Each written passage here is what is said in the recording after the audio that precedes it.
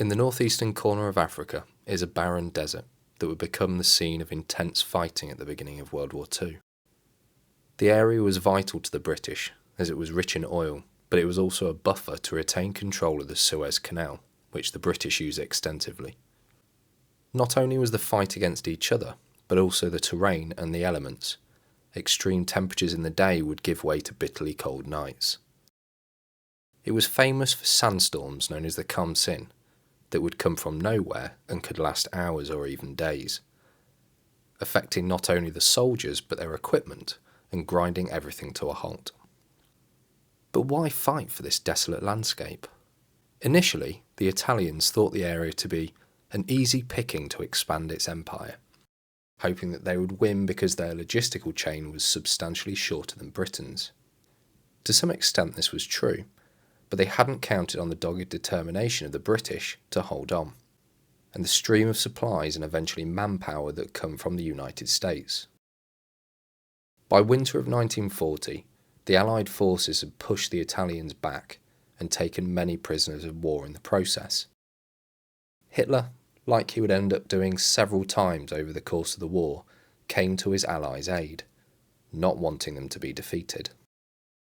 He would send the newly formed Afrika Korps under the command of the soon-to-be famous General Erwin Rommel.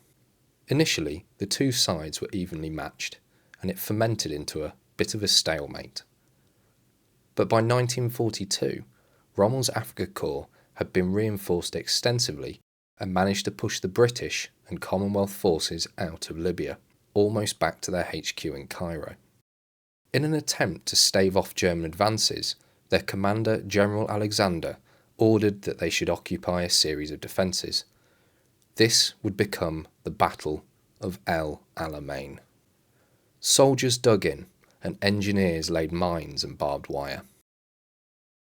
Why was El Alamein chosen? Well, to its north was the ocean, and to its south was the Qattara Depression that was impassable by tanks and vehicles, meaning that Rommel would have to take a significant detour to outflank their positions. Essentially, El Alamein was a bottleneck.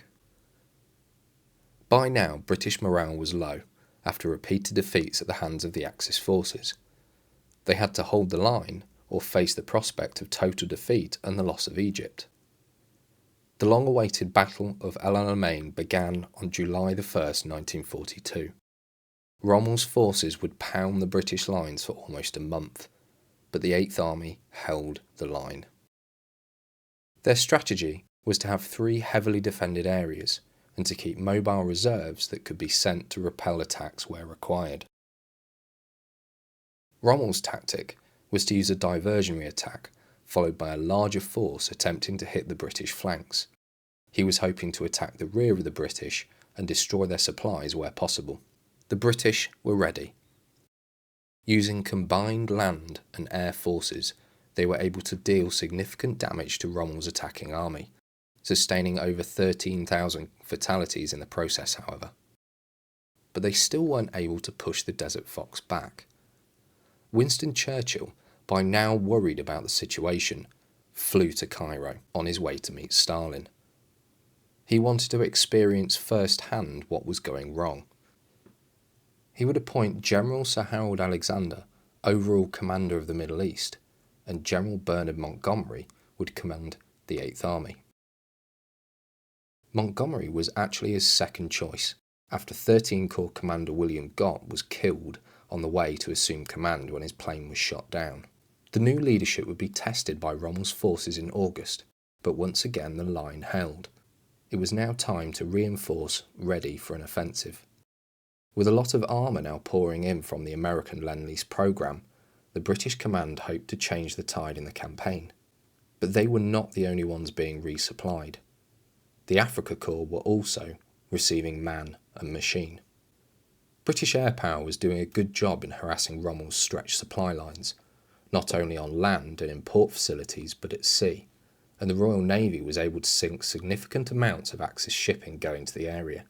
Morale was steadily increasing for Allied forces, and they were beginning to train in readiness to fight back.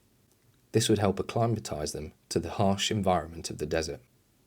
In the Allied HQ in Cairo, Planning was underway for the renewed offensive against newly promoted Field Marshal Erwin Rommel. Montgomery and Air Vice Marshal Cunningham were also setting into motion how the RAF and land forces would be used. These details would be filtered down through the ranks so that everyone would be on the same page. Vehicles were prepped and supplies were distributed. By now, Allied forces were almost twice the size of their Axis counterparts. The offensive would be preceded by an artillery barrage reminiscent of World War I. 882 guns would open fire, causing mayhem and destruction in areas amongst Axis forces.